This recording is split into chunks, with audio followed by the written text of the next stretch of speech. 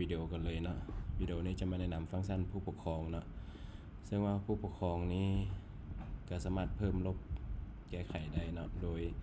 ดยเป็นสิทธิ์ของแอดมินได้จึงสามารถจัดการได้เนาะตัวนี้มันจื้อไว้เนาะถ้าพวกท่านเข้ามาแล้วเห็นจื้อรหัสเบอร์โทรอย่างต่างๆได้ก็ลบออกแล้วก็ได้เนาะแก้ไขแล้วก็ผู้นักเรียนกับผู้ปกครองเนาะก็สามารถลบได้เนาะสามารถเพิ่มใหม่ได้คือผู้ปกครองผู้นี้จะมีนักเรียน2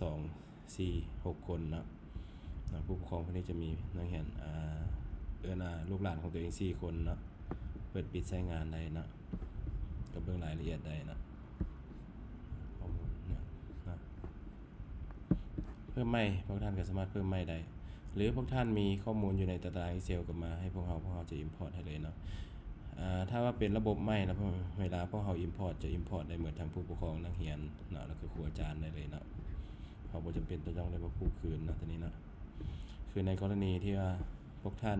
ได้เพิ่มแต่ข้อมูลนักเรียนไปแต่ว่าบ่ได้เพิ่มข้อมูลผู้ปกครองแล้วมันจะต้องได้พูดคืนนะต้องเข้าได้นะสามารถกดเพิ่มใหม่ได้นะ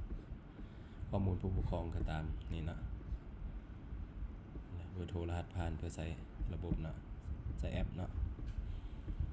เปิดปิดใช้งานได้นะทีนี้นะถือว่าข้อมูลผู้ปกครองกับหลักๆก็จะมีแต่สำนักเนาะสิ่งสำคัญคือตัวนี้นะเราจะได้ผูกนะนักเรียนผู้นี้อยู่ลูกของตัวเองเป็นผู้ใดเนาะเลี้ยงเด็กห้องใดเนาะสมมุติว่าเข้ามาเนาะบวกเข้ามาเนาะปัจจุบันนี้สมมุติเราผู้ปกครองผู้นี้มีลูกหลายเนาะ2 4 6อยู่ในโรงเรียนเดียวกันแต่ถ้าผู้ปกครองเขาก็ลบออกได้นะตัวนี้เนาะโอเคเนาะ